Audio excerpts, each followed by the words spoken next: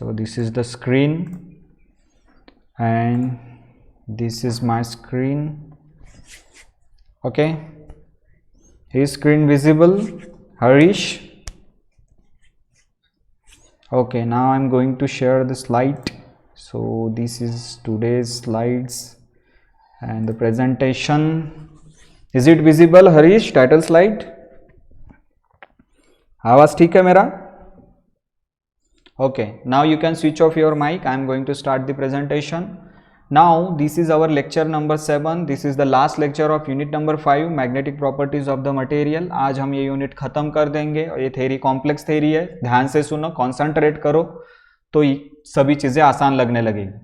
Okay, so as per the last two lectures are concerned, lecture 5 and lecture 6, we have seen the classical theory. Langevin theory is classical theory. Okay, classical theory of magnetism, and we have seen the classical theory for diamagnetism in lecture number 5, and in lecture number 6 we have seen the classical theory for means Langevin theory for paramagnetism. So today we will see the another advanced theory related to the paramagnetism, and that theory is called quantum theory of paramagnetism. Using quantum mechanics, we will see how to derive the susceptibility and magnetic permeability for paramagnetic material using quantum theory.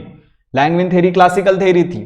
Okay, यहाँ हम quantum theory का use करके देखेंगे, paramagnetic material को apply करके देखेंगे. अब quantum और क्लासिकल में क्या डिफरेंस है? क्लासिकल में मैंने बताया था कि मैग्नेटिक मोमेंट ओरिएंट करता है, किसी भी एंगल में ओरिएंट कर सकता है according to the classical concept, but according to the quantum concept of quantum mechanics, the orientation और the movement of magnetic movement is in specific direction. एक स्पेसिफिक डायरेक्शन में ही मैग्नेटिक मूवमेंट ओरिएंट कर सकता है. थीटा एक fix होगा, specific होगा. क्वांटम थ्योरी में वो जो एंगल होता है, जैसे मैंने बोला था मैग्नेटिक फील्ड लगाया, मैग्नेटिक मूवमेंट ऐसे ओरिएंट हो रहा है, तो किसी भी एंगल से ओरिएंट हो सकता है according to the classical mechanics. But according to the quantum mechanics, that magnetic moment और the direction of magnetic moment is specific. It means वो सर्टन एंगल से ही ओरिएंट होगा. ऐसा नहीं स्पिन भी करेगा इलेक्ट्रॉन तो सर्टन एंगल से स्पिन करेगा, किसी भी एंगल से नहीं, according to the quantum mechanics. तो यही डिफरेंस है क्लासिकल और क्वांटम मैकेनिक्स में, यही डिफरेंस है. क्वांटम मैकेनिक्स की हम जब भी बात करते हैं तो क्वांटाइज्ड की बात करते हैं. क्वांटाइज्ड की बात करते हैं मतलब डिस्क्रीट की बात करते हैं. डिस्क्रीट की बात करते हैं मतलब एक स्पेसिफिक वैल्यूज की, इंटरवल वैल्यूज की बात करते हैं. कंटिन्यूअस की बात नहीं करते, टुकड़ों की बात करते हैं. डिस्क्रीट मतलब टुकड़ों की बात करते हैं. अगर मान लो एक चीज ले लिया मैंने, एक बड़ा सा बार ले लिया, वो एक कंटिन्यूअस है, लेकिन उस बार के ऐसे टुकड़े कर देते हो तो स्पेसिफिक पीसेस हो गए उसके. तो क्वांटम थ्योरी हम स्पेसिफिक चीजों के लिए, डिस्क्रीट चीजों के लिए यूज करते हैं. क्लासिकल थ्योरी हम कंटिन्यूअस चीजों, इसलिए मैग्नेटिक मोमेंट किसी भी डायरेक्शन में ओरिएंट हो सकता है according to the classical concept. कोई भी एंगल बना सकता है, लेकिन according to the quantum concept of quantum theory कोई भी एंगल नहीं बनाएगा, एक स्पेसिफिक वैल्यू होगी.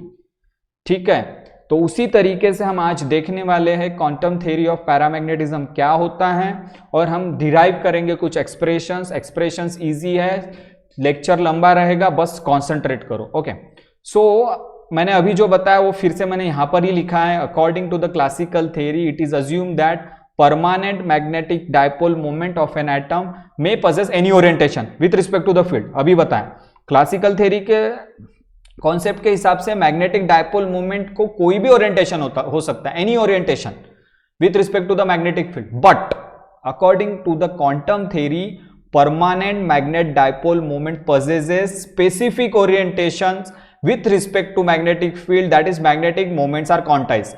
मतलब मैग्नेटिक मोमेंट क्वांटाइज रहेंगे क्वांटम थ्योरी के हिसाब से, बट मैग्नेटिक मोमेंट क्वांटाइज नहीं रहेंगे क्लासिकल कॉन्सेप्ट के हिसाब से. क्वांटाइज नहीं होना मतलब कोई भी orientation, any orientation. According to the classical theory किसी भी ओरिएंटेशन में मैग्नेटिक मोमेंट ओरिएंट कर सकते हैं with respect to magnetic field. मेरा माउस का एरो देखो, टेक्स्ट की तरफ ध्यान दो, इस टेक्स्ट का बहुत बड़ा मीनिंग है.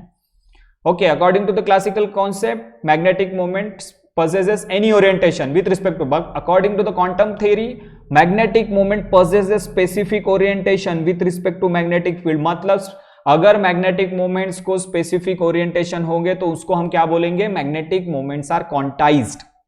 मतलब magnetic moments have certain values magnetic moment have specific orientation, specific values of orientation, कुछ वैल्यूज ऑफ, अगर थीटा 30 है, 60 है, 90 ऐसे स्पेसिफिक वैल्यूज रहेंगे, कंटिन्यूअस नहीं रहेगा, ठीक है। सो क्वांटम थ्योरी के हिसाब से मैग्नेटिक मोमेंट ऑफ एटम हम कैसे लिखते हैं फॉर्मूला, ये वाला formula atomic and molecular physics में तुमने पढ़ा होगा, या फिर ये फॉर्मूला नहीं पढ़ा है तो इस फॉर्मूले का मीनिंग बता रहा हूं। Magnetic moment of an atom, mu मतलब मैग्नेटिक मोमेंट, कौन से फॉर्मूले से देते हैं, minus G mu B into जे। अब जी क्या है, जी को बोलते हैं हम लैंडेस जी फैक्टर, इसको गायरोमैग्नेटिक रेशियो भी बोलते हैं। म्यू बी मतलब बोहर मैग्नेटॉन, इसकी वैल्यू क्या होती है म्यू बी की, मैंने बताया था बोहर मैग्नेटिकटॉन की वैल्यू होती है 9.27 into 10 to the power -24 joule per Tesla.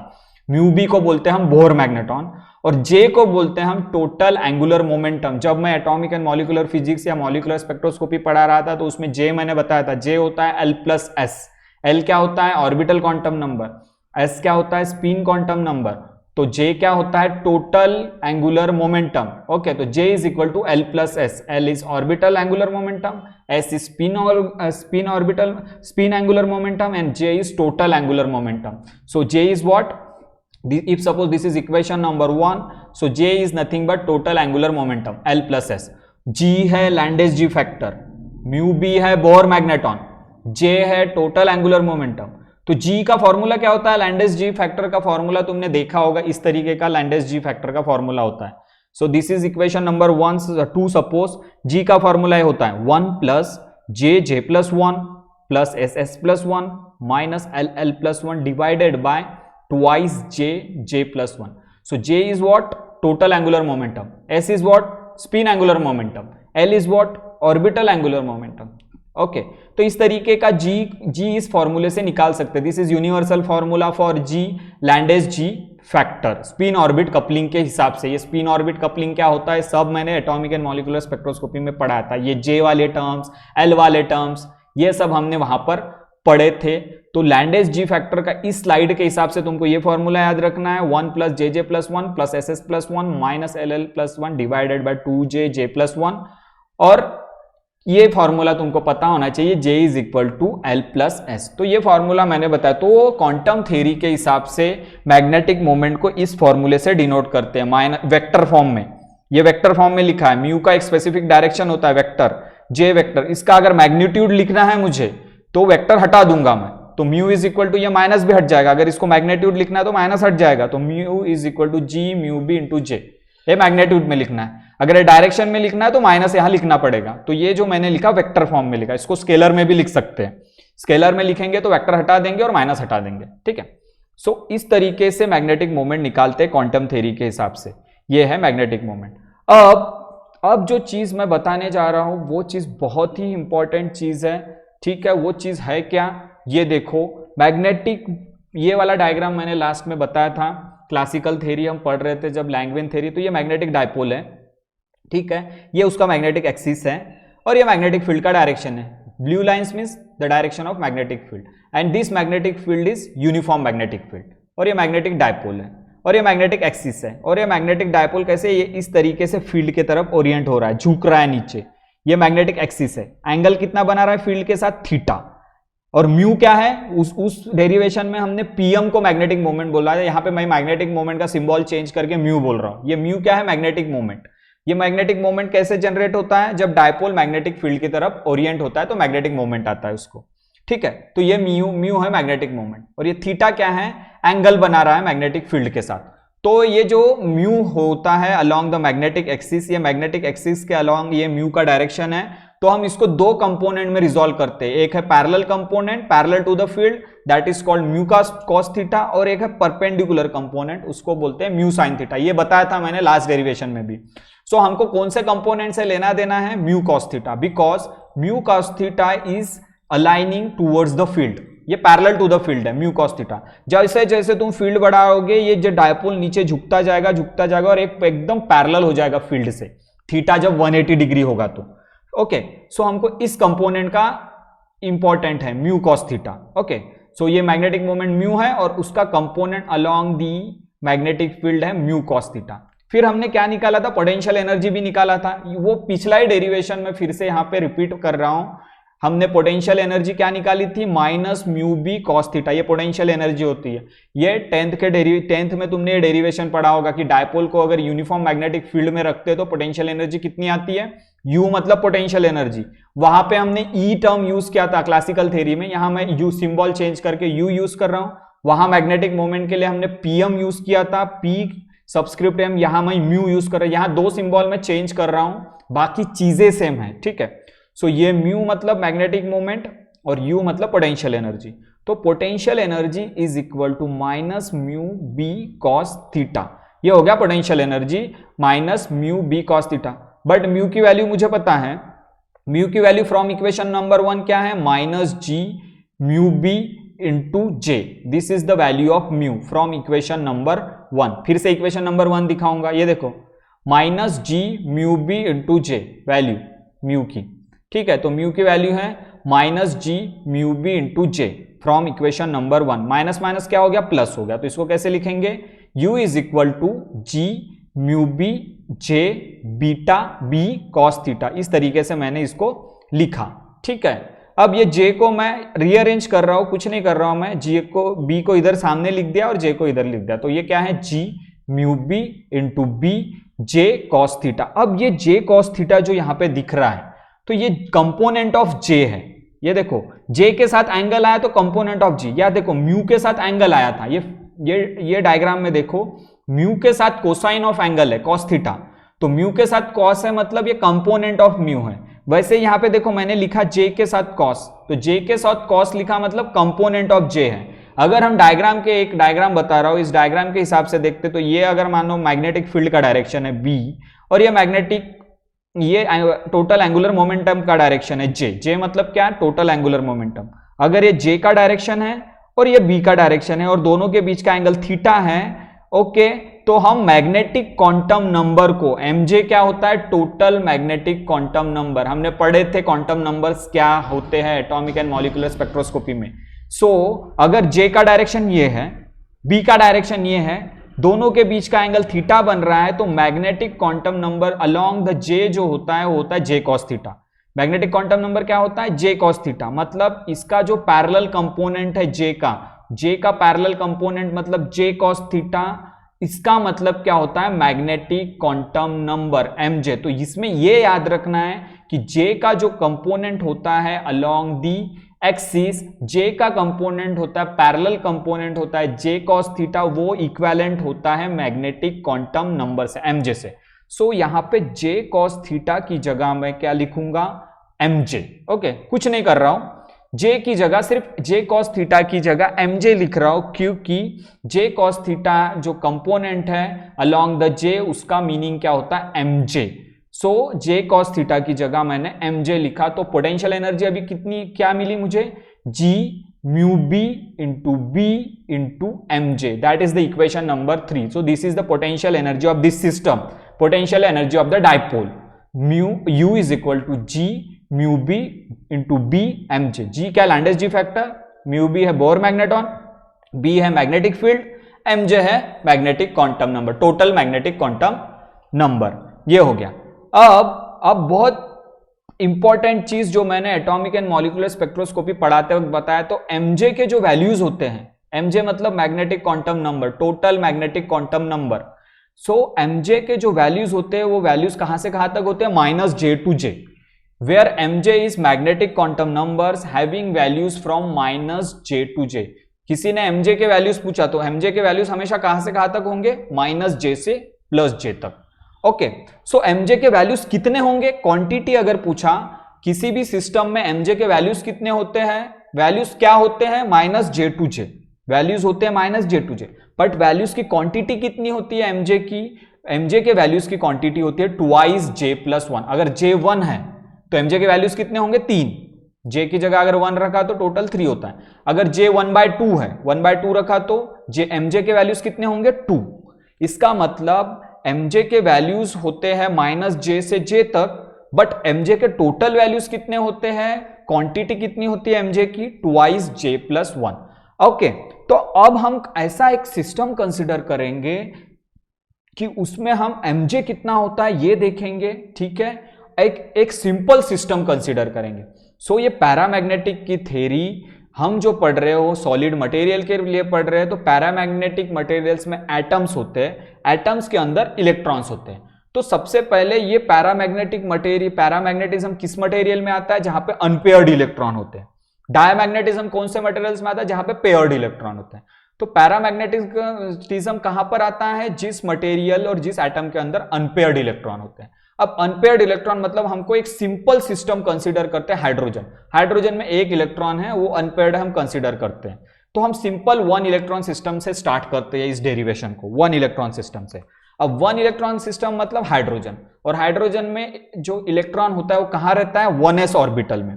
Hydrogen में हाइड्रोजन का अगर इलेक्ट्रॉनिक कॉन्फ़िगरेशन देखोगे तो 1s1 मतलब 1s ऑर्बिटल में एक इलेक्ट्रॉन रहता है। तो फॉर 1s सिस्टम, एक हाइड्रोजन सिस्टम के लिए हम कंसीडर कर रहे हैं फॉर 1s इलेक्ट्रॉन, सिर्फ हाइड्रोजन सिस्टम के लिए कंसीडर कर रहे हैं, 1 इलेक्ट्रॉन से शुरुआत कर रहे हैं बहुत, और फिर आगे हम मेनी इलेक्ट्रॉन सिस्टम के लिए डेरिवेशन लिखेंगे। सबसे पहले 1 इलेक्ट्रॉन सिस्टम के लिए मैं डेरिवेशन लिखने वाला हूं। So for 1s electron L कितना होता है? 0। s ऑर्बिटल के लिए ऑर्बिटल क्वांटम नंबर L क्या होता है? 0। ठीक है, ये मैंने बताया था। L इज इक्वल टू 0 मतलब L और s orbital. Okay, L is equal to 0 हो गया। और स्पिन क्या है? एक ही इलेक्ट्रॉन है। 1s में कितना? हाइड्रोजन के एटम में 1s ऑर्बिटल में कितना इलेक्ट्रॉन होता है? ओनली 1। ओके, सो एक इलेक्ट्रॉन का स्पिन कितना होता है? हाफ। तो s क्या हो गया? हाफ। एक इलेक्ट्रॉन के लिए स्पिन कितना होता है? हाफ। इलेक्ट्रॉन का स्पिन हाफ होता है, तो हम एक हाफ कंसीडर कर रहे हैं। तो 1s इलेक्ट्रॉन सिस्टम के लिए ऑर्बिटल क्वांटम नंबर 0।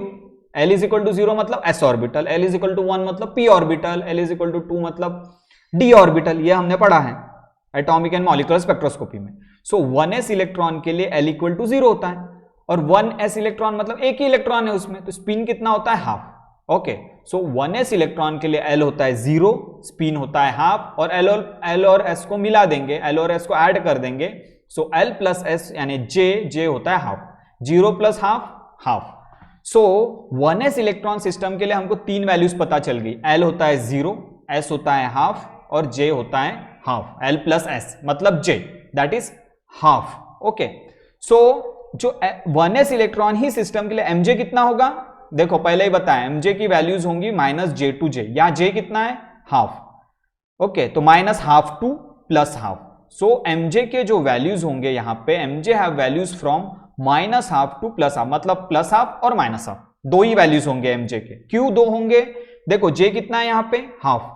अगर इस j की जगह हाफ रखता हूं मैं, देखो mj have 2j + 1 values, j की जगह हाफ रखता हूं तो क्या हो गया? वो 2 कैंसल, 2 हो गया। सो mj have 2 values, means for 1 electron system mj have 2 values. How?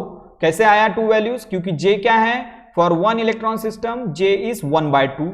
अगर इस j की जगह मैं 1/2 रखूंगा तो 2 कैंसल, यहां 2 आएगा, मतलब mj हैव ओनली 2 वैल्यूज। और कौन से 2 वैल्यूज रहेंगे? -j2 + j मतलब +½ और -½ और +½ सो mj के वैल्यूज है हमारे पास 2, +½ और -½ समझ गया? सो mj के वैल्यूज है हमारे पास 2, +½ और -½ L का वैल्यू है 0, s का वैल्यू है हाफ, और j का वैल्यू है L + s मतलब हाफ। ओके, सो अभी 1 इलेक्ट्रॉन सिस्टम के लिए अगर मुझे लैंडेस फैक्टर निकालना है, तो लैंडेस फैक्टर का फॉर्मूला मैंने बताया था पहली स्लाइड में। ये देखो, फिर से बता रहा हूं, फर्स्ट स्लाइड में ये लैंडेस फैक्टर का फॉर्मूला, ये देखो, G is equal to 1 + jj + 1 + ss + 1 - ll + 1 2jj + 1। So J की वैल्यू मुझे पता है 1 इलेक्ट्रॉन सिस्टम के लिए, S की वैल्यू भी पता है, L की वैल्यू भी पता है, तो ये सारे L, S, J के वैल्यू इस इक्वेशन में रखूंगा। तो कैसे मिलेगा लैंडेस जी फैक्टर? देखो, Lande's G factor for 1 electron system के लिए कैलकुलेट करने से ये ऐसा आएगा, G is equal to 1 + J की वैल्यू क्या है? J + 1, J की वैल्यू है हाफ। देखो J की वैल्यू है half in bracket half + 1 plus S की वैल्यू क्या है? Half, s + 1 half + 1। L की वैल्यू क्या है? 0, L की वैल्यू 0, इसलिए 0 हो जाएगी L वाली term, divided by twice j + 1, J क्या है? हाफ + 1। तो ये जब सॉल्व करते हो तुम 1 + दिस सिस्टम, ये पूरा ब्रैकेट सॉल्व करते हो तो वैल्यू आती है 2, मतलब G मतलब लैंडेस जी फैक्टर की वैल्यू आती है 2 for 1s electron system. So 1s electron system के लिए G की वैल्यू आई हमारी 2। ओके, तो G की एक ही वैल्यू है वन इलेक्ट्रॉन सिस्टम के लिए 2, और जो J के वैल्यूज है वो भी एक ही है, बट Mj के वैल्यूज कितने हैं 2, प्लस हाफ और माइनस हाफ। इसका मतलब वन इलेक्ट्रॉन सिस्टम के लिए G का वैल्यू है 2, बट Mj के वैल्यू है 2। Mj के वैल्यू कौन कौन से, प्लस हाफ और माइनस हाफ। इसका मतलब अगर G की वैल्यू 2 है तो Mj अगर प्लस हाफ है, तो इक्वेशन 3 में पोटेंशियल एनर्जी कितनी आएगी, U is equal to mu B into B. ये देखो पोटेंशियल एनर्जी का इक्वेशन दिखा रहा हूं, ये देखो पोटेंशियल एनर्जी का इक्वेशन क्या है, G mu B into B Mj, but Mj के हमारे पास दो वैल्यूज है, प्लस हाफ और माइनस हाफ, तो पोटेंशियल एनर्जी के भी दो वैल्यूज रहेंगे हमारे पास। G की तो एक ही वैल्यू है, G कितना निकला हमारा 2, म्यू बी और बी को छोड़ दो, G कितना निकला 2। Mj के हमारे पास कितने वैल्यूज है, प्लस हाफ और माइनस हाफ, दो। वन इलेक्ट्रॉन सिस्टम के लिए Mj के हमारे पास दो वैल्यूज है, सो पोटेंशियल एनर्जी के भी दो वैल्यूज हो जाएंगे हमारे पास, क्योंकि Mj के कितने वैल्यूज है हमारे पास, दो वैल्यूज, प्लस हाफ और माइनस हाफ। अगर Mj की जगह प्लस हाफ रखते हैं और G की जगह 2 ही रहेगा, G तो 2 ही है, 2 into plus half, 2 into half, हर 2 कैंसल, तो पोटेंशियल एनर्जी क्या बचेगी, mu B into B. Second time Mj की अगर माइनस हाफ की वैल्यू रखा मैंने, माइनस Mj की जगह माइनस हाफ रखो, माइनस हाफ, यहाँ पे G का वैल्यू 2 है, 2 कैंसल, सो पोटेंशियल एनर्जी क्या रहेंगी, minus mu B into B. इसका मतलब इक्वेशन 3 में Mj 1/2 रखते हैं और G 2 रखते हैं तो एक पॉजिटिव वैल्यू मिलेगी। अगर इक्वेशन 3 में Mj की जगह माइनस 1/2 और G के जगह 2, G तो 2 ही है, एक ही वैल्यू है G की, तो हमको और एक पोटेंशियल एनर्जी मिलेगी माइनस में। इसका मतलब दो Mj के लिए दो potential energies. Okay, so for G is equal to 2 and Mj is equal to half, equation 3 gives potential energy is equal to mu b into b.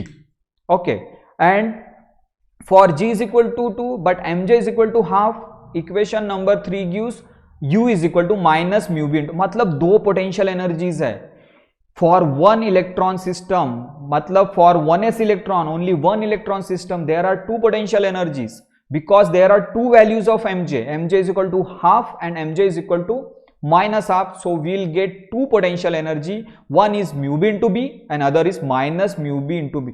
इसका मतलब पोटेंशियल एनर्जी दो मिल रही है, मतलब 1s इलेक्ट्रॉन सिस्टम में दो energy state है। Okay, दो एनर्जी स्टेट है, टू पोटेंशियल एनर्जी दो मिल रही है, मतलब 1s इलेक्ट्रॉन में दो एनर्जी स्टेट है, एक होता है हायर एनर्जी स्टेट, एक होता है लोअर एनर्जी स्टेट। लेकिन ये ऐसा होता क्यों है, क्योंकि हमने मैग्नेटिक फील्ड अप्लाई की है। विदाउट मैग्नेटिक फील्ड सिर्फ एक लेवल है, मैग्नेटिक फील्ड अप्लाई करने के बाद दो एनर्जीज आ रहे हैं, एक हायर एनर्जी एक लोअर एनर्जी। दो में से हायर कौन सा हुआ, mu B into B higher energy, minus mu B into B lower energy, क्योंकि ये नेगेटिव है, ये लोअर वैल्यू, ये हायर वैल्यू। इसका मतलब अगर मैं 1s इलेक्ट्रॉन को मैग्नेटिक फील्ड दे रहा हूं तो दो एनर्जीज मिल रही है, एक लोअर एनर्जी और एक हायर एनर्जी। लोअर एनर्जी है minus B mu B into B, higher energy है mu B into B. So हम एनर्जी लेवल डायग्राम कैसे बनाएंगे वन इलेक्ट्रॉन सिस्टम के लिए। सपोज वन इलेक्ट्रॉन सिस्टम है, 1s, एक ही इलेक्ट्रॉन है, जब फील्ड 0 है तो एक ही एनर्जी लेवल है, एक ही लाइन है, देखो एक ही लाइन है। जैसे ही फील्ड अप्लाई किया, दो, ये जो एक लाइन है दो लाइन में स्प्लिट हो गई। ओके, इसका मतलब ये एनर्जी लेवल है, ये दो लेवल में स्प्लिट हो गया। One level is corresponds to Mj is equal to half, other level is corresponds to Mj is equal to minus half. So जो ऊपर है उसको बोलेंगे हायर स्टेट, जिसकी एनर्जी कितनी होगी, म्यू बी इंटू बी। जो लोअर है उसको बोलेंगे लोअर स्टेट, उसकी एनर्जी कितनी होगी, माइनस म्यू बी। तो इसका मतलब 1s इलेक्ट्रॉन सिस्टम के लिए हमारे पास दो एनर्जी स्टेट्स है, बिकॉज दो एनर्जी वैल्यूज है। एक को बोलेंगे higher energy state correspond to Mj is equal to plus half, lower energy state corresponds to Mj is equal to minus half. इसका मतलब ये दो एनर्जीज है। इसका मतलब क्या है कि अगर मान लो वो one electron system paramagnetic material है तो उसमें कुछ एटम्स हायर एनर्जी पे प्रेजेंट होंगे, कुछ एटम लोअर एनर्जी। सो कुछ एटम का घर हायर एनर्जी स्टेट होगा और कुछ एटम का घर लोअर एनर्जी स्टेट होगा। इसका मतलब अगर n नंबर ऑफ एटम्स है, अगर पैरामैग्नेटिक मटेरियल जिसमें वन इलेक्ट्रॉन सिस्टम है, फॉर एग्जांपल हाइड्रोजन कंसीडर करो, अगर उसमें बहुत सारे पार्टिकल्स है, हाइड्रोजन, अगर हाइड्रोजन गैस की कंसीडर करो तो हाइड्रोजन गैस में बहुत सारे एटम्स होंगे। तो बहुत सारे एटम्स में से कुछ एटम्स कहाँ होंगे, हायर एनर्जी स्टेट में, कुछ एटम्स लोअर एनर्जी स्टेट में, क्योंकि दो एनर्जी स्टेट है, एक ही एनर्जी स्टेट है क्या, नहीं। जब मैं मैग्नेटिक फील्ड अप्लाई कर रहा हूं, जब मैग्नेटिक फील्ड 0 से ज्यादा है, तो जो एक एनर्जी लेवल है हाइड्रोजन का, the one energy level for 1s electron system is splitted into two energies level, one is higher energy level and other is lower energy level, that is lower energy state when field is greater than 0. It means that if there are n number of particles, n number of atoms in the particular material, n number of atoms in particular solids, so some of the atoms present in higher state and some of the lower state. इसका मतलब अगर मान लो simple करो, तुम्हारे घर में अगर 5 भाई बहन है और 2 मंजिले का रूम है, ठीक है, दो मंजिले की बिल्डिंग है, ठीक है, 2 फ्लोर की बिल्डिंग है, तो क्या एक ग्राउंड फ्लोर है, एक फर्स्ट फ्लोर है, तो और घर के मेंबर है 12, तो 6 ऊपर रहेंगे, 6 नीचे रहेंगे, इसका मतलब 6 है हायर स्टेट में। टोटल नंबर ऑफ मेंबर्स कितने, 12 मेंबर्स है तुम्हारे फैमिली में, और एक फ्लोर का घर है, एक ग्राउंड फ्लोर है, एक फर्स्ट फ्लोर है, तो तुम्हारे मेंबर्स डिस्ट्रीब्यूट हो जाएंगे, 6 ऊपर रहेंगे, 6 नीचे रहेंगे। ऐसा तो नहीं कि ऊपर का पूरा खाली छोड़ देंगे, ऊपर भी कोई लोग रहेंगे। उसी तरीके से अगर मटेरियल के अंदर, ठीक है, सॉलिड्स के अंदर 2 एनर्जी लेवल्स है, तो कुछ एटम ऊपर के हायर स्टेट में जाएंगे, कुछ लोअर स्टेट में जाएंगे। तो कंसीडर करो कि n be the number of atoms per unit volume of paramagnetic solids. Okay, total number of atoms n है पैरामैग्नेटिक सॉलिड्स में, और n1 कंसीडर करो कि लोअर स्टेट में, n में से n1 एटम्स लोअर स्टेट में और n2 एटम्स हायर स्टेट में। मतलब n जो टोटल नंबर ऑफ एटम है n1 प्लस n2 है, n1 एटम्स लोअर स्टेट में, n2 एटम हायर स्टेट में। So total number of atoms कितना बोला मैंने, n1 प्लस n2। सो ये पैरामैग्नेटिक सॉलिड्स है, सपोज करो टोटल नंबर ऑफ एटम्स है n1 प्लस n2, n1 है लोअर स्टेट में, n2 है हायर स्टेट में।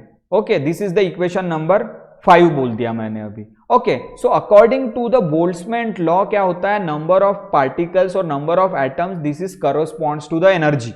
Okay, so according to the Maxwell Boltzmann law क्या बोलता है कि नंबर ऑफ पार्टिकल्स या number of atoms is directly proportional to the energy, that is exponential of energy by KT, E to the power minus E by KT. E क्या है, energy, के क्या है, बोल्ट्जमैन कांस्टेंट, टी क्या है, temperature, और N है number of atoms. Okay, तो आगे देखो, तो n is directly proportional to e to the power minus U by के टी। यहाँ पे E एनर्जी है, लेकिन हम अपने सिस्टम में हमने एनर्जी को U से डिनोट किया है, potential energy, that is U से डिनोट किया है, इसलिए मैं यहाँ E की जगह U रखूंगा। सेम है, या सिंबल, ये फॉर्मूले में E यूज किया है एनर्जी के लिए, मैं U यूज कर रहा हूं क्योंकि हमने U से स्टार्ट किया था। ठीक है, तो एनर्जी की जगह U लिख रहा हूं। तो फॉर्मूला क्या बनेगा मैक्सवेल बोल्ट्जमैन लॉ का, n is directly proportional to the E to the power minus U by के टी। ओके, सो ये हो गया हमारा n। तो ये तो हो गया टोटल नंबर ऑफ पार्टिकल्स के लिए इक्वेशन है। अगर मुझे n1 के लिए लिखना है इक्वेशन, तो यहाँ पे n1 लिखूंगा, n1 directly proportional to the e to the power. n1 की एनर्जी कितनी है, ये अगर लोअर स्टेट मतलब n1 की एनर्जी कितनी है, minus mu B into B. So energy की जगह minus mu B into B लिख। अगर यही इक्वेशन मुझे n2 के लिए लिखना है, मतलब number of atoms in higher state, तो यहाँ n2 लिखूंगा डायरेक्टली प्रोपोर्शनल। n2 की एनर्जी कितनी है, देखो n2 लेवल की एनर्जी कितनी है, higher energy level, mu B into B, तो u की जगह म्यू बी इंटू बी लिखूंगा। सो यही जो मैक्सवेल बोल्ट्जमैन लॉ का इक्वेशन है, हम n1 के लिए लिख सकते हैं और n2 के लिए लिख सकते हैं। तो n1 के लिए लिखेंगे तो कैसा लिखेंगे, for n1 is directly proportional to the e to the power minus mu B into B divided by के T. Mu B into B क्यों लिखा, क्योंकि n1 particles, number of particles in lower state के लिए energy कितनी होती है, mu B into B, इसलिए एनर्जी, यहाँ u था तो u की जगह मैंने म्यू बी इंटू बी लिखा। ओके, और ये प्रोपोर्शनैलिटी साइन हटाऊंगा मैं। सो अगर प्रोपोर्शनैलिटी साइन हटाना है तो यहाँ पे क्या आएगा, n0 इज एनी कांस्टेंट पकड़ लो, तो n is equal to n0 e to the power mu B into B divided by के T. This is the equation number 5। Similarly for n2 के लिए भी सेम तरीके से लिखूंगा। तो n2 के लिए क्या आएगा, यहाँ पे n2 proportional to the e to the power minus आएगा यहाँ पे, क्योंकि n2 के लिए एनर्जी कितनी है, n2 मतलब हायर स्टेट, और हायर स्टेट में एनर्जी कितनी है, minus mu B into B. So n2 is directly proportional to the e to the power minus mu B into B divided by के टी। और ये प्रोपोर्शनैलिटी साइन हटाऊंगा तो क्या आएगा, n2 is equal to n0 e to the power minus mu B into B divided by के T. तो ये इक्वेशन नंबर 6 हो गया। तो इस तरीके से number of atoms in lower state ये निकल गया, number of atoms in higher state, ये निकल गया। अब टोटल नंबर ऑफ एटम्स तो दोनों को ऐड कर देंगे, ठीक है। ऐड करने के पहले एक चीज कर रहा हूं मैं, ये mu B into B divided by KT को एक्स लिख रहा हूं, सिंपलीफाइड करने के लिए, इजी करने के लिए। For my convenience I am writing mu B into B divided by Katie is equal to X, X लिख रहा हूं मैं। ये mu B into B divided by KT को मैं एक्स लिख रहा हूं for my convenience, for simplifying this equation. Okay, तो इसकी जगह एक्स रख रहा हूं, तो mu B into B by KT की जगह मैं एक्स रख रहा हूं। सो आप putting the value of this mu B into B divided by KT X in equation number 6 and equation number 5. So equation number 5 and equation number 6 becomes, okay, so 5 हो जाएगा n1 is equal to n0 e to the power x, और दूसरा क्या बनेगा n2 is equal to n0 e to the power minus x. तो इसको भी मैंने इक्वेशन नंबर 8 और इक्वेशन नंबर 9 बोला। सिंप्लीफाई करने के लिए मैंने mu B into B divided by के टी, उसको मैंने x लिखा, ठीक है। तो ये सिंप्लीफाई कर दिया मैंने। अब टोटल नंबर ऑफ एटम्स क्या थे, n is equal to n1 plus n2, okay. तो substitute these values of n1 and n2 in equation number 4. Equation number 4 क्या है, n is equal to n1 plus n2, okay. So equation number 4 become n is equal to n1 plus n2. n1 क्या है, n0 e to the power x, n2 क्या है, n0 e to the power minus x. अब ये n0 यहां से common ले लूंगा, सो n0 कॉमन लिया तो यहां पे आएगा ex e to the power x plus e to the power minus x. So this is the equation number 10. अभी मुझे पता चल गया कि total number of atoms in paramagnetic material क्या होता है, n0 for one electron system. For one electron system total number of atoms is n0 into e to the power x plus e to the power minus x. So this is the equation number 10. So this is the equation number 10. N is equal to n0 in the bracket e to the power x plus e to the power minus x. So ये हो गया equation number 10. Okay, अब एक step मैं बता रहा हूं, वो बहुत ध्यान से देखना है, ठीक है। टोटल नंबर ऑफ एटम्स तो पता चल गए मुझे कितने रहेंगे, n0 is in the bracket e to the power x plus e to the power minus x. अब मैं निकालूंगा कि फ्रैक्शनल पॉपुलेशन कितनी. फ्रैक्शनल पॉपुलेशन मतलब दो लेवल है हमारे पास, एक लोअर लेवल और एक हायर लेवल, ठीक है। एक लोअर स्टेट, एक हायर स्टेट. तो लोअर स्टेट में कितने एटम्स है with respect to total number of atoms, that is called fractional population. Fractional population मतलब total number of atoms in that level with respect to total the number of atoms in that particular level with respect to total number of atom. total number of atom कितना है n, और lower state में atoms कितने n1. तो population कितनी हुई lower state की, n1 divided by n. fractional population बोलते हैं, fractional population बोलते हैं. for example अगर मान लो पूरे स्कूल में या किसी कॉलेज में 2000 स्टूडेंट है और क्लास ए में ए सेक्शन में 200 स्टूडेंट है, तो मैंने अब पूछा कि फ्रैक्शनल पॉपुलेशन क्या है ए सेक्शन की, तो 200 डिवाइडेड बाय 2000 करोगे तो fractional population of A section निकल जाएगी. उसी तरीके से total number of atoms n है, लोअर स्टेट में कितने एटम्स है n1, तो fractional population of lower state क्या हो गई n1 डिवाइडेड बाय n. उसी तरीके से हम निकालेंगे fractional population in lower state क्या होगी n1 divided by n. Okay, so n1 divided by n, n1 की वैल्यू क्या है n0 इंटू ex, और n की वैल्यू क्या है n0 divided by ex plus e to the minus. So n1 divided by n मतलब equation number 8 को equation number 10 से डिवाइड कर दो, dividing equation 8 by equation 10. So we will gate n1 divided by n, that is n0 e to the power x divided by n0 into e to the power x plus e to the power minus x. n0 cancel, so हमारे पास क्या बचेगा, fractional population in lower state n1 divided by n is equal to e to the power x divided by e to the power x plus e to the power minus x. तो ये हो गया fractional population of atoms in lower state. उसी तरीके से fractional population of atoms in higher state कितना निकलेगी, fractional population in higher state n2 divided by n, n2 divided by n. So n2 divided by n मतलब फिर से मैं बता रहा हूं, ये देखो n2 divided by n, equation number 9 को इक्वेशन नंबर 10 से डिवाइड करो, n2 divided by n. Okay, so for calculating the fractional population in higher state we will divide n2 by n. Okay, so we will get n2 by n means n0 into power e to the power minus x upon n0 e to the power x plus e to the power minus x is equal to e to the power, ये क्या है n0 n0 फिर से cancel. Okay, सो अभी हमारे पास fractional population मिल गई, equation number 11 and equation number 12। So fractional population of atoms in lower state is this, fractional population of atoms in higher state is this. So हमको fractional population मिल गई, n1 divided by n this, n2 divided by n। अगर मैं x की जगह 0 रखता हूं, suppose x की जगह 0 रखूंगा तो ये क्या होगा, e टू द पावर 0 1 होता है, e टू द पावर 0 1 होता है, यहां पे भी e टू द पावर -0 मतलब e to the power 0 1, 1 divided by 1 plus 1 2। फिर से यहां x की जगह अगर x की जगह 0 रखता हूं तो ये 1 1 1 तो 1/2। इसका मतलब अगर x की एकदम एक्सट्रीम लो वैल्यू है, x की एकदम एक्सट्रीम लो वैल्यू मतलब 0 वैल्यू है, तो फ्रैक्शनल पॉपुलेशन बनता है 1/2, हायर स्टेट के लिए भी और लोअर स्टेट के लिए भी। For example at x is equal to 0, अगर x इक्वल टू 0 रखा है दोनों इक्वेशन में, okay, so n1 by n e to the power 0 divided by e to the power 0 plus 1, 1 by 1 plus 1 that is 1/2 बनता है।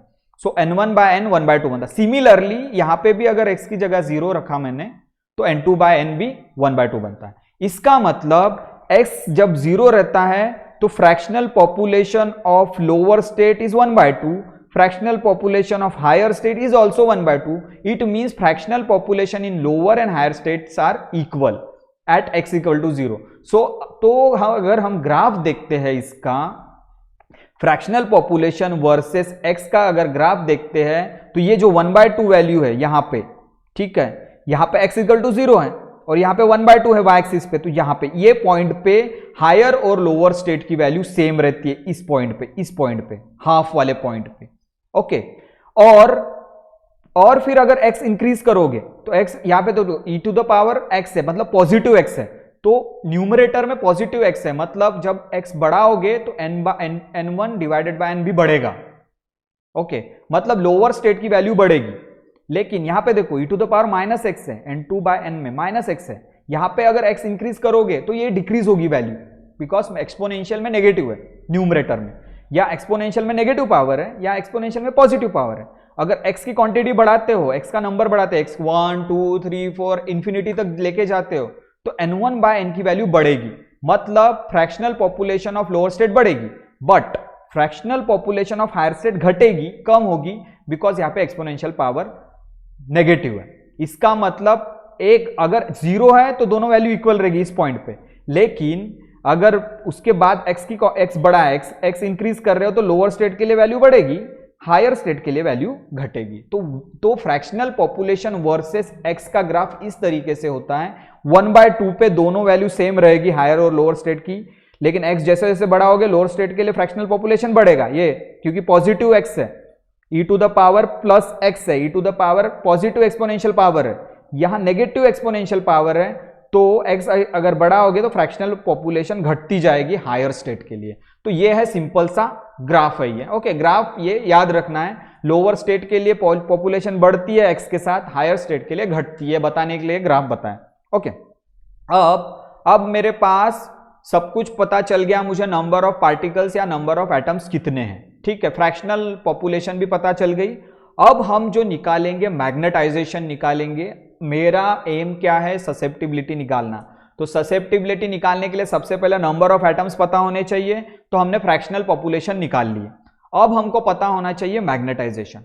सो magnetization for N number of particles कितना होता है, देखो 2 स्टेट है हमारे पास, लोअर स्टेट और higher state. So lower state में एटम्स कितने हैं, n1, हायर स्टेट में एटम्स कितने हैं, n2। सो अगर मैग्नेटाइजेशन निकालना है तो मैग्नेटाइजेशन निकालने के लिए हम क्या करते हैं, magnetic movement, magnetic dipole movement को नंबर ऑफ पार्टिकल्स से मल्टीप्लाई करते हैं। तो हमारे पास 2 तरह के पार्टिकल्स है, एक n1 पार्टिकल्स जो लोअर स्टेट में और एक n2 पार्टिकल्स जो हायर स्टेट में। तो मैग्नेटाइजेशन भी हम 2 स्टेट्स के लिए निकालेंगे, लोअर स्टेट और हायर स्टेट के लिए। सो टोटल मैग्नेटाइजेशन कितना निकलेगा, मैग्नेटाइजेशन निकलेगा n1 इंटू म्यू, म्यू क्या है मैग्नेटिक मोमेंट, और n1 मतलब number of particles in lower state minus number of particles in higher state और मैग्नेटिक मोमेंट। तो दोनों के लिए निकालना पड़ेगा ना मैग्नेटाइजेशन। तो यहां पे तुम बोलोगे यहां प्लस क्यों नहीं आया, क्योंकि दोनों सिस्टम का प्लस कर देंगे ना हम। n1 मतलब number of particles in lower state into magnetic moment, number of particles in higher state into magnetic moment. It means total magnetization is nothing but the total number of particles into magnetic moment. तो ये lower state के लिए magnetic moment, ये higher state, लेकिन बीच में minus क्यों लिख रखा? क्योंकि दो स्टेट्स है, दो स्टेट्स में एक की एनर्जी नेगेटिव और एक की पॉजिटिव एनर्जी है. ओके, सो लोअर स्टेट की अगर पॉजिटिव है तो हायर स्टेट की नेगेटिव है, इसलिए यहां पे माइनस रखा. अदरवाइज यहां पे अगर दोनों स्टेट की एनर्जी सेम होती तो यहां प्लस होता. टोटल करते, टोटल मतलब सम होता है, प्लस होता, बट यहां एनर्जीज अलग अलग है, एक की एनर्जी नेगेटिव है कि एक की एनर्जी पॉजिटिव है, इसलिए यहां पे मैंने माइनस रखा. So total magnetization for n number of particles is given by for the paramagnetic system for one electron system is m is equal to n1 into mu minus n2 into mu. So mu common, mu is magnetic moment, it is common. Okay, so m is equal to mu n1 minus n2. Now we will multiply and dividing by n, this right hand side. Multiply और divide करो n से, कोई फर्क पड़ेगा क्या? नहीं.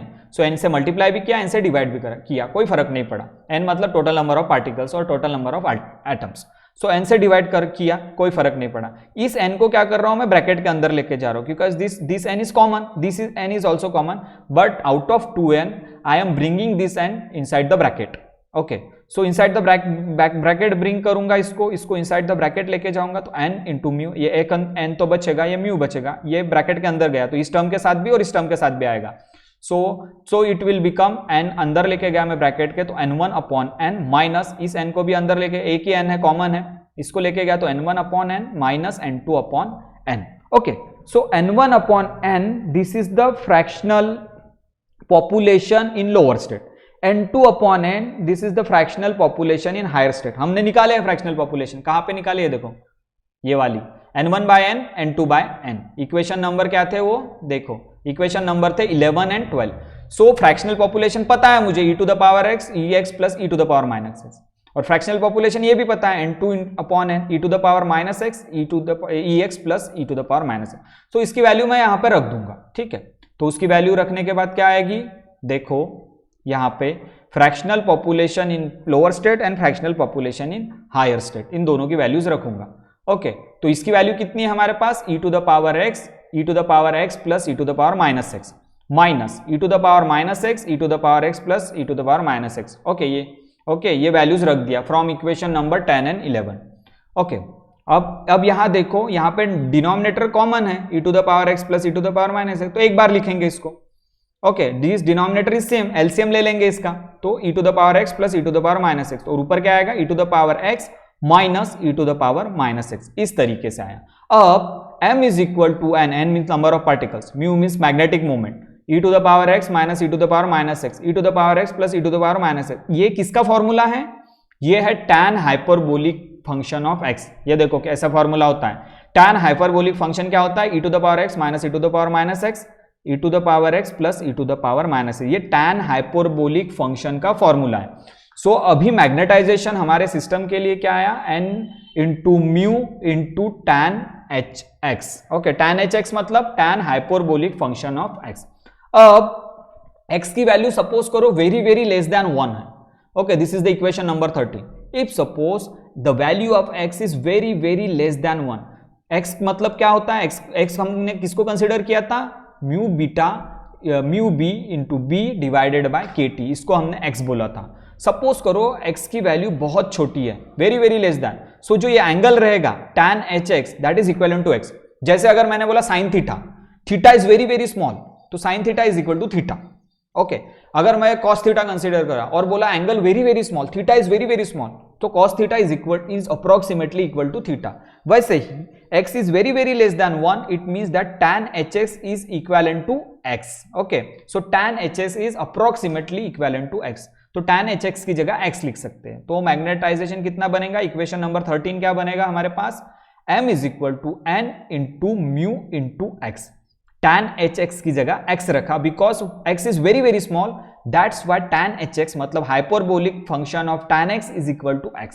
सो m is equal to n mu x, और यहां पे हमको x की वैल्यू पता है, ठीक है.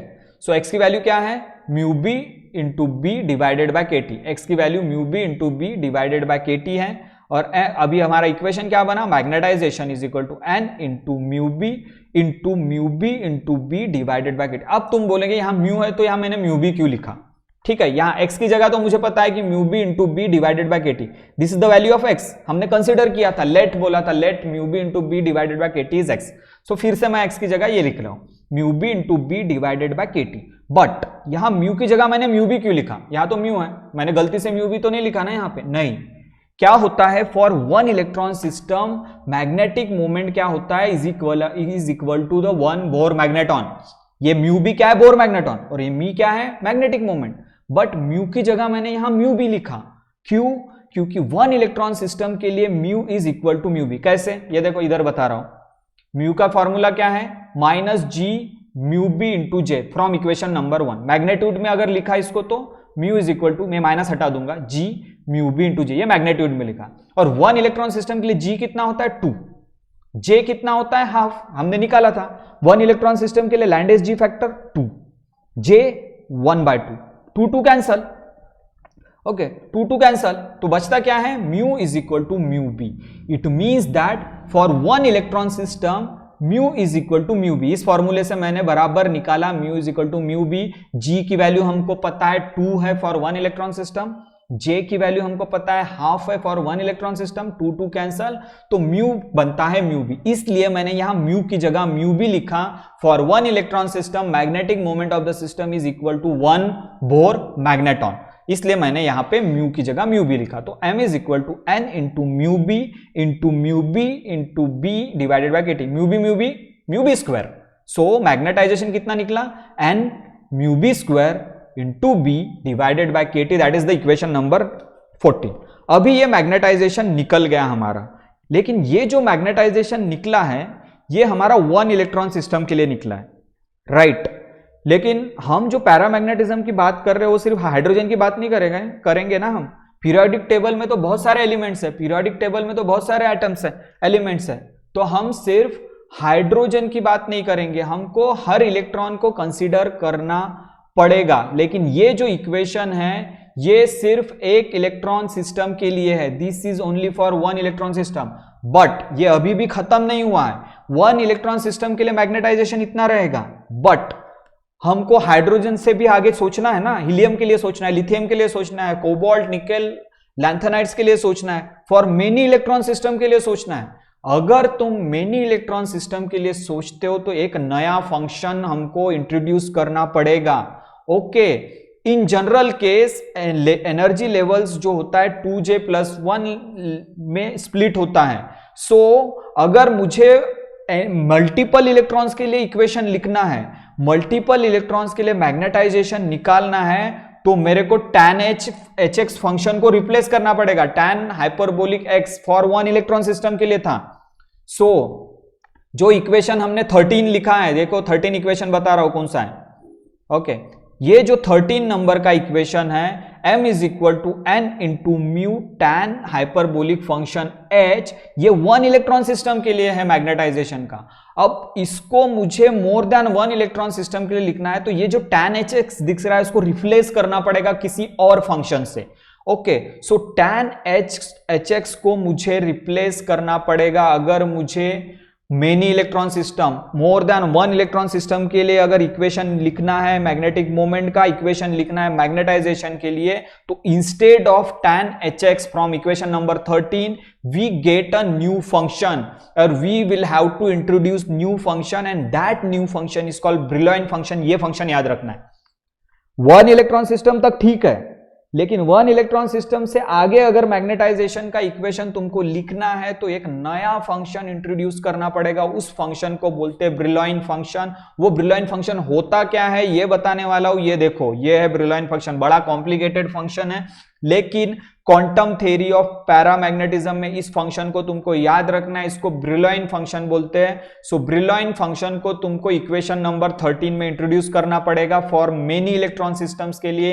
एक इलेक्ट्रॉन की बात तक तो ठीक था, एक से ज्यादा इलेक्ट्रॉन की बात करोगे तो एक फंक्शन आएगा, उस फंक्शन को बोलते हैं ब्रिलॉइन फंक्शन। और ब्रिलॉइन फंक्शन का देखो इक्वेशन क्या है, bjx, that is Brillouin function. bjx मतलब Brillouin function, twice j plus 1 divided bye twice j। j क्या है, टोटल एंगुलर मोमेंटम, और यहां जो आएगा वहां tan था, यहां cot आएगा, cot हाइपरबोलिक फंक्शन जो twice j plus 1 by 2j यहां था वही अंदर लिखेंगे, एंगल भी वही होगा, cot h twice j plus 1 divided bye twice j x minus ये वाली भी टर्म याद रखना है 1 बाय ट्वाइस j, फिर cot जो यहां पे 1 बाय ट्वाइस j लिखा वही अंदर लिख दो 1 बाय ट्वाइस j x। तो this is the equation number 15। सो ये ब्रिलॉइन फंक्शन को याद रखना है, ब्रिलॉइन फंक्शन को याद रखना है, इस ब्रिलॉइन फंक्शन को याद रखना है क्योंकि ये फंक्शन इंट्रोड्यूस करूंगा मैं इक्वेशन नंबर 13 में, मैग्नेटाइजेशन के इक्वेशन में tan hx की जगह ये फंक्शन आएगा, इसको बोलते हैं ब्रिलॉइन फंक्शन। ओके, तो ये तो हो गया ब्रिलॉइन फंक्शन। तो जो इक्वेशन नंबर 13 है tan hx की जगह मैंने क्या लिखा bjx, तो मैंने एक नया फंक्शन इंट्रोड्यूस किया, that function is called Brillouin function. m is equal, तो जो मैग्नेटाइजेशन का इक्वेशन हमारा मॉडिफाई हो जाएगा इक्वेशन नंबर 13, उसमें मैंने वहां पर क्या था tan hx था, tan हाइपरबोलिक फंक्शन h था, उसके जगह मैंने ब्रिलॉइन फंक्शन, और ब्रिलॉइन फंक्शन डिफाइन कैसे करते, ये है formula for Brillouin function. So m is equal to n mu into bjx, Brillouin function आ गया। तो ये जो मैग्नेटाइजेशन का इक्वेशन है, equation number 16, this equation is for many electron system, more than one electron system. अब इस equation को हम सॉल्व करेंगे। ओके, तो इस इक्वेशन को सॉल्व करने के लिए एक हम कंडीशन रखेंगे, the value of x is very very less than 1। ये तुमको पता है, ये हमने बताया था, value of x is very very less than 1, ये कंडीशन हमको रखना है, तब जाके ये इक्वेशन नंबर 16 हम सॉल्व कर सकते हैं, क्योंकि bjx की जगह क्या रखना है, ये वाला इतना बड़ा इक्वेशन, वो हमको सॉल्व करना है। तो वो हमको सॉल्व करने के लिए एक चीज याद रखनी है, x is very very less than 1, और जब x is very very less than 1 होता है तो tan hx is equal to x होता है। और जो कॉट सीरीज का एक्सपांशन है, कॉट सीरीज का एक्सपांशन मैंने लास्ट लेक्चर में बताया था, कॉट सीरीज का एक्सपांशन होता है 1 by X plus X by 3 minus X cube by 45। तो आगे वाले टर्म्स को निग्लेक्ट कर देंगे, सिर्फ कॉट सीरीज के दो ही टर्म्स रहेंगे। कॉट सीरीज का जब एक्सपांशन देखते हो तो ये यहां से एक्सपांशन होता है 1 by X plus X by 3, और भी ज्यादा होता है, बहुत सारे लंबे टर्म्स होते हैं, लेकिन बाकी हायर पावर्स को हम निग्लेक्ट कर रहे हैं क्योंकि x is very very less than 1, that's why only I am considering the two terms of cot series। तो ये cot hx है, cot hx को इस तरीके से लिखते हैं 1 by x plus x by 3, this is the cot series expansion। But आगे के टर्म्स मैंने इसलिए नहीं लिखा because x is very very less than 1, तो हायर पावर्स को निग्लेक्ट करेंगे। सो कॉट सीरीज का एक्सपांशन लास्ट लेक्चर में भी बताया था, इस लेक्चर में भी याद रखना है, cot hx को हम कैसे लिखते हैं 1 by x plus x by 3। Okay, so ये cot hx का एक्सपांशन है। तो यहां पे देखो cot h, x की जगह यहां पे क्या है, इतना बड़ा टर्म है 2j plus 1 divided by 2j x, यहां x की जगह क्या है 1 बाय 2j x। ओके, यहां एंगल में j का टर्म इंट्रोड्यूस है, और सिंपल चीज के लिए एक्सपांशन ऐसे होता है 1 by x plus x by 3 cot hx की जगह। ओके, सो अब मैं इस इक्वेशन जो bjx है वो यहां पे इस वैल्यू में रखूंगा, ठीक है। So equation number 15 becomes 15, this 15। Okay, so ये 15 को मैं पहले bjx जो है हमारा ब्रिलॉइन फंक्शन है इसको सॉल्व करूंगा। तो इसको सॉल्व कैसे करेंगे ब्रिलॉइन फंक्शन को, ये जो कॉट वाला है, ये वाला जो लिखता है इसको कॉट सीरीज से एक्सपांड कर दूंगा, इसको ये वाली टर्म को एक्सपांड करूंगा और इस टर्म को एक्सपांड करूंगा इस फॉर्मूले से। कॉट hx क्या होता है 1 by X plus X by 3, यहाँ पे x कितना है, यहाँ पे x क्या है 2j plus 1 divided by 2j x है। अगर इसको मैंने लिखा 1 बाय एक्स तो कैसे लिखूंगा, 2j ऊपर जाएगा 2j प्लस 1 नीचे आएगा, ठीक है। इस तरीके से मैं इसको एक्सपांड करूंगा। देखो एक्सपांशन कैसे करते हैं, यह है Brillouin function 2j plus 1 divided by 2j cot h 2j plus 1 divided by 2j into X minus 1 by 2j cot h 1 by 2j x। अब इस cot को एक्सपांड, ये पहली टर्म को भूल जाओ, अब इस टर्म को मैं एक्सपांड कर रहा हूं। इस टर्म को एक्सपांड करने के लिए क्या होता है, cot h का फॉर्मूला क्या होता है, cot hx का 1 बाय x, 1 बाय x मतलब यहां x क्या है 2j plus 1 divided by 2j into x, ये x है। 1 बाय x मतलब रेसिप्रोकल ले लो, 2j जाएगा ऊपर 2j प्लस 1 आएगा नीचे और x भी नीचे आएगा 1 by x plus x by 3, 1 by x हो गया x बाय 3, तो x बाय 3 मतलब 2j प्लस 1 x, ये x की वैल्यूज है, टोटल पूरा एंगल कितना है 2j plus 1 into x 2j bye 3 मतलब नीचे 3 आ जाएगा, 3 इंटू 2 6। तो इस तरीके से इसका एक्सपांशन, सिमिलरली इसका भी एक्सपांशन। तो देखो एक्सपांशन कैसे दिखता है, अभी दिखा रहा हूं। पहला टर्म छोड़ दो, पहला टर्म याद रखो ये वाला 2j प्लस 1 ये बाहर ही है। अब इसका एक्सपांशन देखो 2j plus 1 divided by 2j x, तो 2j ये रेसिप्रोकल कर देंगे क्योंकि कॉट सीरीज का पहला टर्म क्या था 1/x, इसको रेसिप्रोकल करेंगे 2j प्लस 1 नीचे और x भी नीचे आएगा, रेसिप्रोकल कर दे। प्लस सेकंड टर्म क्या है x/3, x ये सेम टर्म यहां पे लिखेंगे, बस नीचे 3 लाएंगे। x/3 मतलब 2j plus 1 divided by 2j, 2j plus 1 divided by 2j, x सिर्फ 3 एक्स्ट्रा है, सो 3 एक्स्ट्रा आएगा क्योंकि x/3 था वो, ठीक है, 3 एक्स्ट्रा टर्म आएगा यहाँ पे, सो 3 इंटू 2 6 हो गया। वैसे ही यहाँ पे माइनस 1/2j, इसको एक्सपांड करेंगे तो कॉट hx को एक्सपांड करेंगे तो x/3 रेसिप्रोकल कर दो, 2j ऊपर x नीचे, 2j ऊपर x, इसका रेसिप्रोकल प्लस x/3 जैसा है वैसा ही लिखो, x/2j जैसा है वैसा लिखा, 3 से मल्टीप्लाई करेंगे। ये इस तरीके से कॉट सीरीज का एक्सपांशन होगा उस फॉर्मूले से, x/3 okay, 1/x and x/3, इस तरीके से। पहली टर्म को रेसिप्रोकल कर दो और दूसरी टर्म में नीचे 3 लगा दो, पहली टर्म को रेसिप्रोकल कर दो और दूसरे टर्म में नीचे 3 लगा दो, बस इस तरीके से एक्सपांशन करना है 2 टर्म। इस एक्सपांशन करने के बाद 2j plus 1 divided by 2j plus 1 divided bye ये सेम ही है, 3 इंटू 2 6 हो गया, यहाँ पे 6j लगा। इस स्टेप में कुछ नहीं किया, सिर्फ 3 इंटू 2 6 लिखा, यहां पर भी 3 इंटू 2 6 लिखा। अब ये स्टेप्स हैं इस तरीके से। अब ये जो टर्म है ये दोनों टर्म के साथ है तो ब्रैकेट को सॉल्व करेंगे, so this term is with this term also this term, okay, so this term into this term, this term into this term plus this term into this term, this term into this term, okay, bracket solve किया। उसी तरीके से यहां पे भी minus this term into this term, bracket solve, 1/2j into 2j upon x, minus minus plus minus 1/2j into x/6j। अब यहां पे देखो 2j प्लस 1 और 2j plus 1 cancel, okay, 2j cancel, ठीक है, न्यूमरेटर में भी है डिनोमिनेटर में, न्यूमरेटर में भी डिनोमिनेटर में, और इधर भी देखो 2j कैंसल, न्यूमरेटर भी और डिनोमिनेटर में, ओके। सो इतना होने के बाद यहां पे देखो, अभी देखो ये हो गया, ये कैंसिल हो गया, ये कैंसिल होने के बाद यहां सिर्फ x बचा है नीचे, तो 1/x प्लस यहां पे 2j plus 1 divided by 2j plus 1 x divided bye 6j, तो 2j प्लस 1 इंटू हो गया तो 2j प्लस 1 स्क्वायर, x भी है यहाँ पे, x भी है नीचे, 2j into 6j 12j square आया, माइनस यहाँ पे ये कैंसिल हो गया तो यहाँ पे क्या है, x बचा है, माइनस 1/x, यहाँ पे 1 into x, 2j into 6j, x/12j square, ठीक है।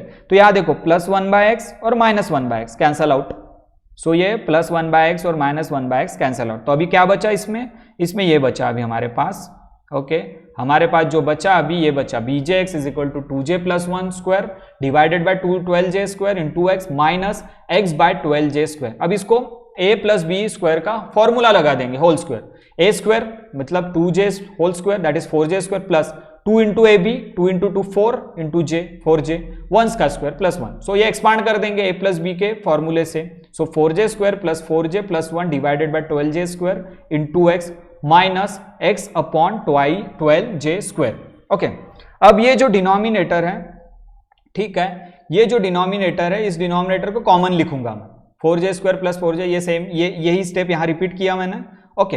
अब ये डिनोमिनेटर तीनों टर्म के साथ डिनोमिनेटर है तो डिनोमिनेटर को सेपरेट कर रहा हूं, तो 4j square divided by 12j square into x, ये x है, हाँ x भी इंटू है, plus 4j into 12j square into x, यहाँ पे x है, जस्ट सेपरेट कर रहा हूं डिनोमिनेटर को तीनों टर्म के साथ, plus 1/12j square into x minus x/12j square. ये देखो यहाँ पे भी x/12j स्क्वायर, यहाँ पे भी x/12 स्क्वायर, ये x न्यूमरेटर में 12j स्क्वायर डिनोमिनेटर में, प्लस यहाँ पे भी x न्यूमरेटर में 12j स्क्वायर डिनोमिनेटर में, तो ये दोनों टर्म सेम है, ये दोनों टर्म कैंसिल हो जाएगी, ओके। सो और यहाँ पे भी क्या होगा, यहाँ पे भी ये j स्क्वायर कैंसिल होगा, ओके, यहाँ पे एक j और ये स्क्वायर कैंसिल होगा, एक j कैंसिल होगा, और यहाँ पे पूरी की पूरी टर्म कैंसिल होगी, ओके। तो यहाँ से j स्क्वायर कैंसिल हुआ, यहाँ से एक j और यहाँ से स्क्वायर कैंसिल हुआ, और यहाँ पे पूरा का पूरा टर्म कैंसिल। अब क्या बचेगा यहाँ पे 4/12 मतलब 1/3, सो 1/3x, ओके, 1/3x, और यहाँ पे 4 1 जा 1 4 3 जा 12, तो 1/3j, ओके। सो यहाँ पे बचा x/3j, 4 1 जा 1 4 3 जा 2, तो x बाय या j भी है, एक j है यहाँ पर, सो x/3j, और यहाँ पे बचा 1/3 इंटू x। अब यहाँ पे x/3 कॉमन, ये x/3 कॉमन, x/3 कॉमन लिया तो यहाँ 1 बचा, और यहाँ पे बचा 1/j। अब इसको एलसीएम लूंगा j, तो j into 1 is j plus 1 divided by j, सो हमारा जो ब्रिलॉइन फंक्शन है वो क्या आया, x/3 in the bracket j+1 divided by j।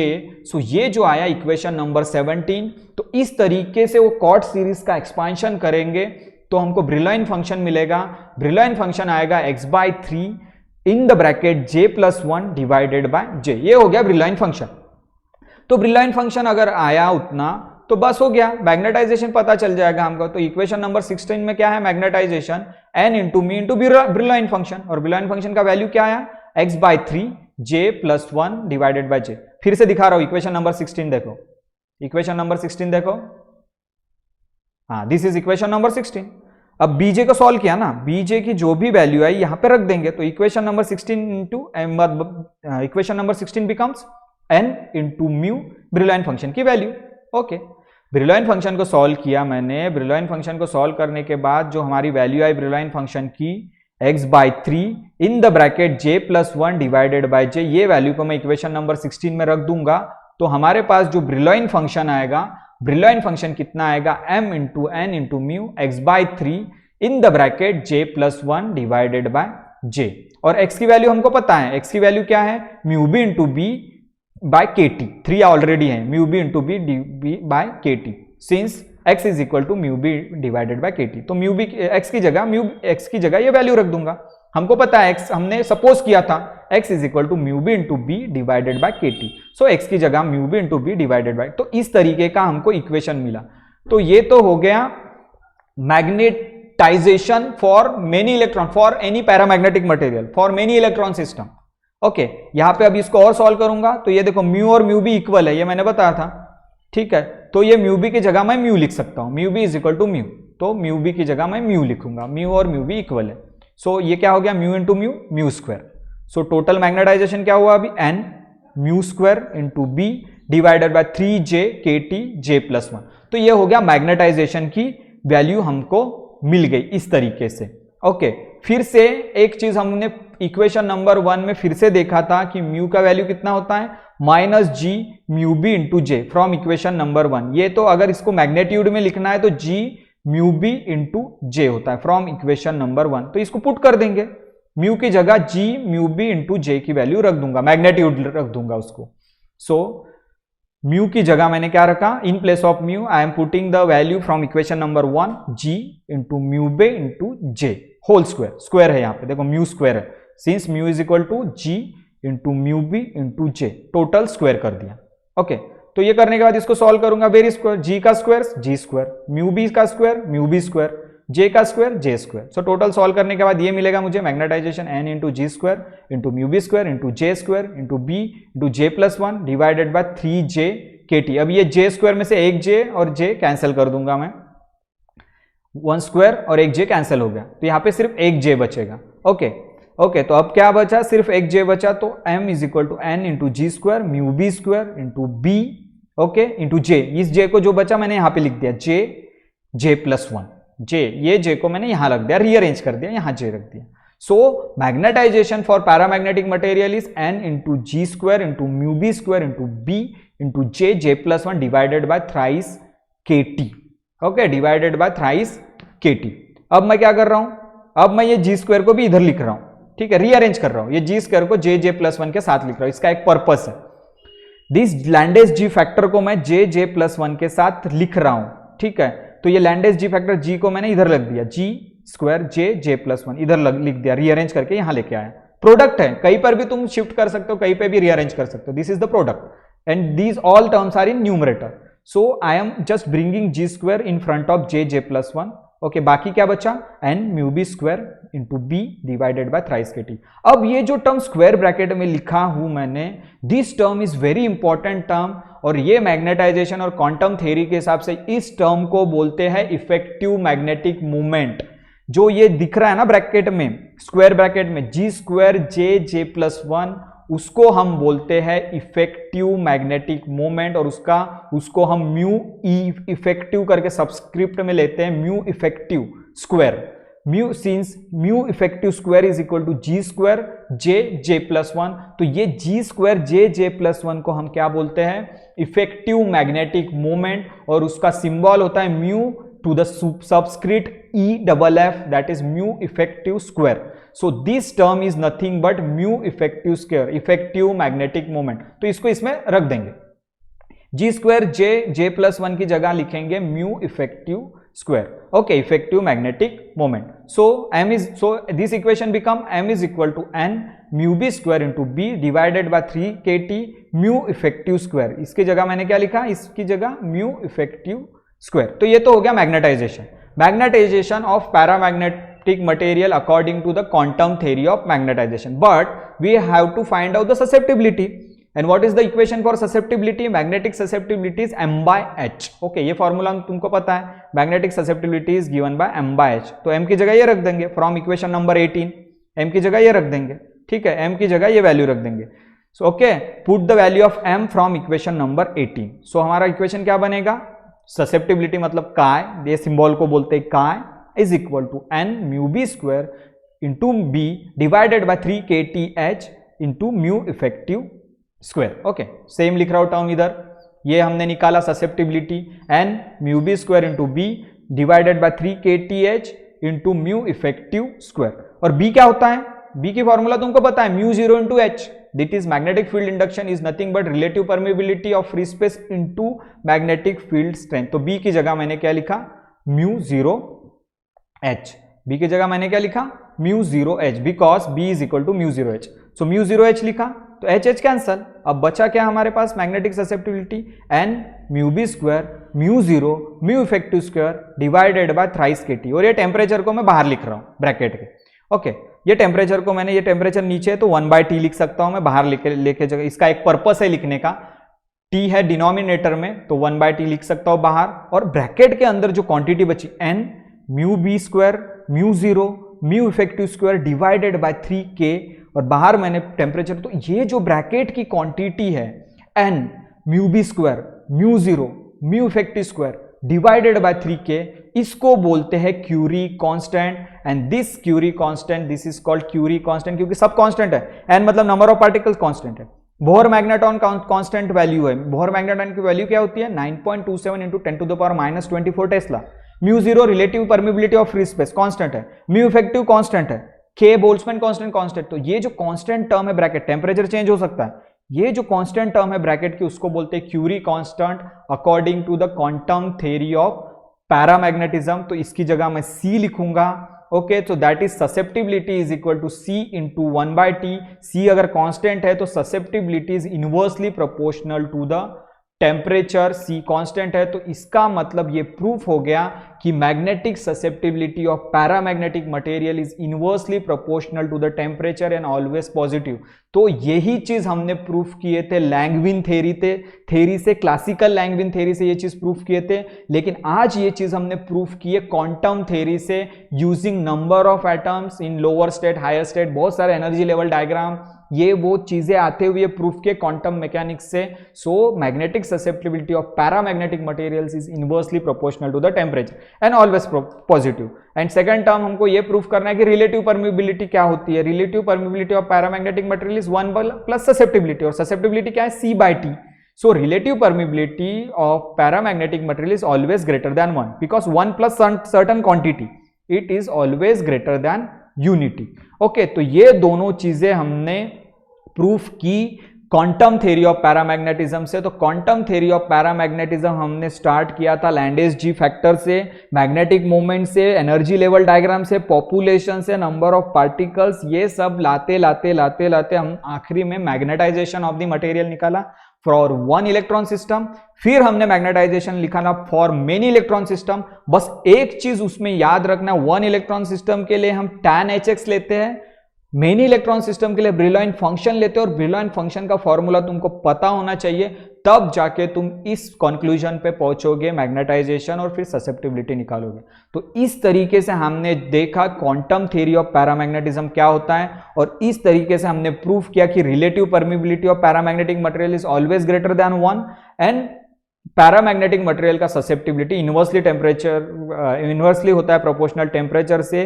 और ये सब चीजों में, इस डेरिवेशन में एक चीज बहुत इंपॉर्टेंट याद रखना है, वो है ब्रिलॉइन फंक्शन.